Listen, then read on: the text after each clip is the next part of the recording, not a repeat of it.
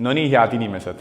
Nüüd me oleme jõudnud siis kõige huvitavamale aspektile, ehk siis löögid kehasse. Me võtame kõik nii haagid, otselöögid ja apparid. Miks me peame tegema löögid kehasse? Filosoofia on selline, et poksimaailmas, klassikalises poksimaailmas meil on siis olemas kaks korrust, keha ja pea. Kui me teeme lööke ainult pähe või ainult kehasse, siis vastane ainult hakkab kaitsma ühte korust, ehk siis keha või pead, ja siis ta ei olegi üldsegi suures hädas, sest ta teab, et vastane lööb löögid ainult pähe. Ja mida ma isiklikult näen, ongi see, et kuna jälle on mingisugune alateaduslik soov lüüa just inimesi vastu pead, kas on tänu mingi filmidele või läbi mingisuguse lapsepõlve, kus kõik ütlesid, et ma löön sulle lõuga või veel midagi, ehk siis kõik tahavad lüüa vastu pead. Ja paljud unustavad selles, et keha on ka väga efektiivne koht, kuhu siis lüüa. Meil on kõigepealt olemas kolmnõlk, mis kui keegi on kunagi löögi siia saanud, ta teab, et kui vastik see võib olla, et lihtsalt me kaotame kontrolli ja lihtsalt kukume pikali ja peame võtma aega selleks, et hingata ilusti ja muid asju teha. Ja samamoodi ka maksalöök, mis asub meil siis parema käe all. Et kui sa sinna saad pihta, siis on ka väga-väga valus ja enamus minu võib-olla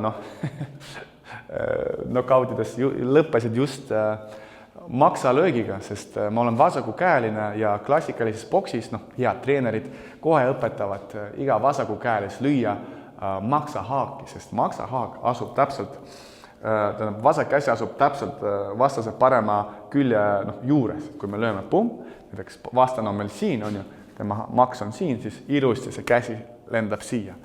Seepärast, et ma isiklikult võin ütelda, et maksahaak on väga efektiivne ja vahest mu õpilased, kes on edasi jõudnud õpilased, kes on minuga sparinud, need teavad ka seda, kui efektiivne võib olla maksahaak. Nii, aga ja loogika on siis selline, et kui me tahame avada pead, siis me peame lööma kehasse selleks, et meie küünarnukkid läheksid natuke alla.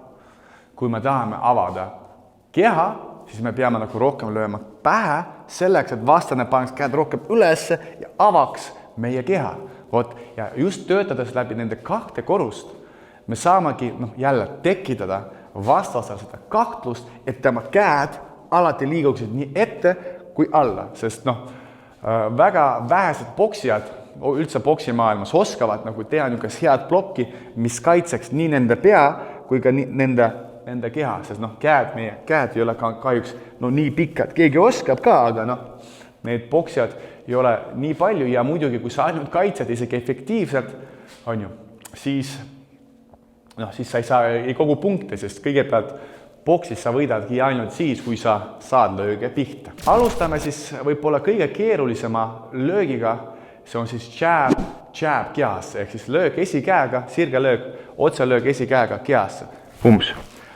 Siin inimesed teevad väga palju tüüpilisi vigu, miks? Sellepärast, et nad arvavad, jälle minu suur kogemus räägib seda, et kui inimene arvab, et okei, nüüd ma löön jab pähe, kõik on hästi, kõik on arusaadav, siis, ma näitan veel siin ka, siis samamoodi ma pean lööma ka jabi kehasse, lihtsalt ma panen käsi alla.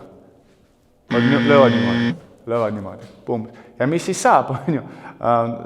Kõik siin on avatud, lõug, pea, saad ühe löögi ükskord pihta ja siis kunagi enam seda lööki ei tee, siis see mälestus on selline, et kurat, et ma sain vastu pead, see on ohtlik löök, et üldse ma ei taha seda teha ja sooritada. Aga mõte on siin selline, et kui me lööme jabi pähe ja me oleme maksimaalselt kaitstud õlaga, käega siin, siis me peame samamoodi olema kaitstud, kui me lööme kehasse.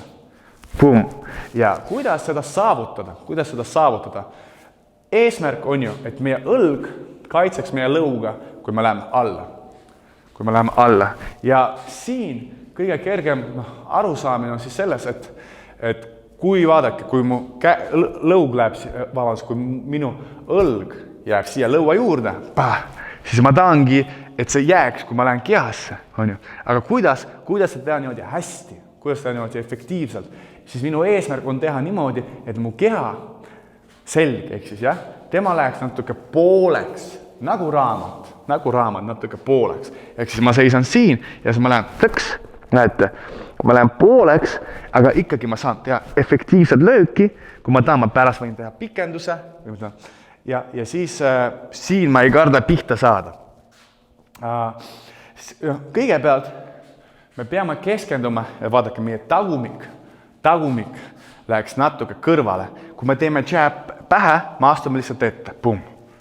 Kui me teeme jab kehasse, vaadake, meie jalg astub ette ja kõrvale ja meie tagumik läheb natuke kõrvale.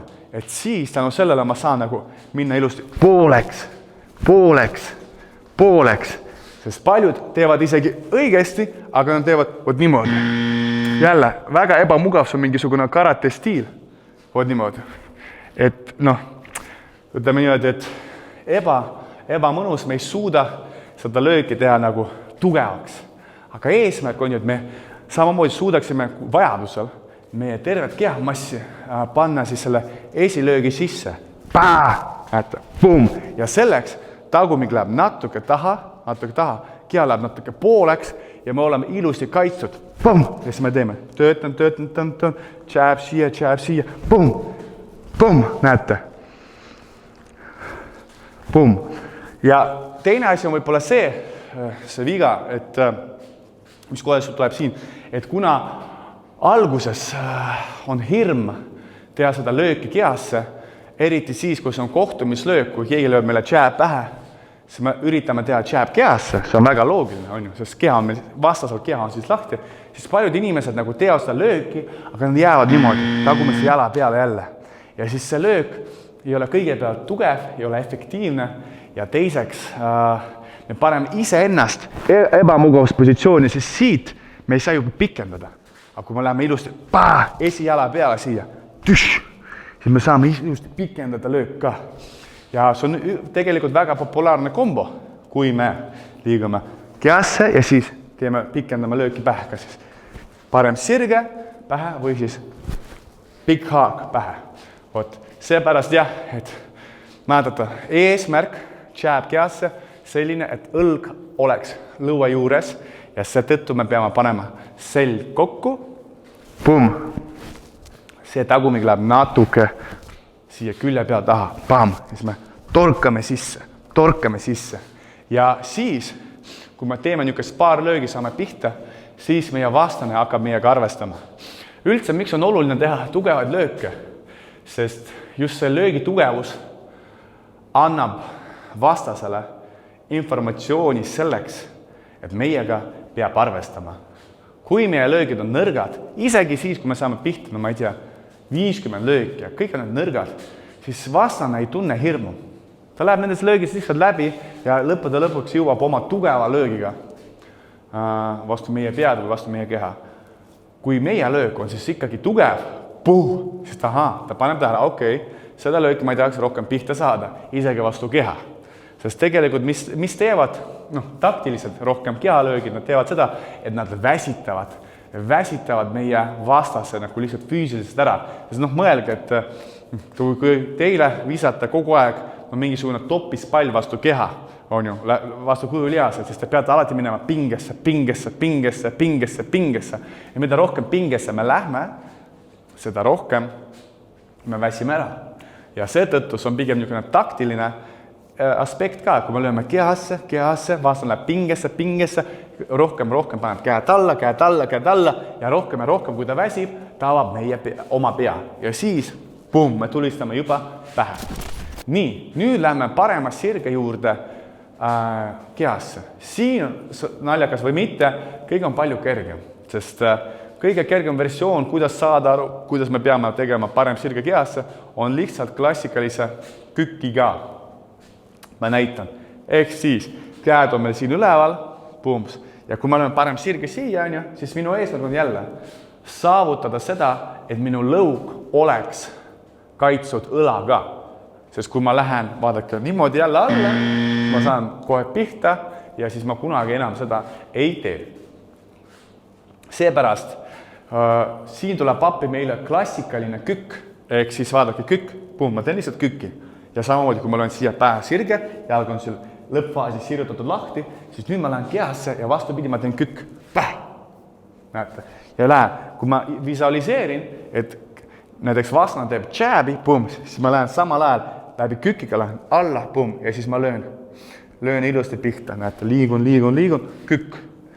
Näiteks pähe, parem sirge pähe, kükk, parem sirge pähe, kükk, parem sirge pähe, kükk. Teine variant on võib-olla natuke keerulisem, et kusjuures mina isiklikult lõin just seda teist keerulist varianti ja juba hiljem sain aru, et on olemas see esimene kerge variant, kus me teeme lihtsalt kükki. Mina tegin siis niimoodi, et ma lihtsalt astusin selle esisammuga pikema distantsi tekitades nagu jalgade vahel suuremat ruumi selleks, et ma läheksin automaatselt alla ja siit ma nagu löön. Ehk siis kuidas see käib kiiresti, ma lihtsalt töötan, on ju, astun rohkem ette ja siis ma teen pumm. Ja siis vaadake, see jalg on siis siin juba sirge.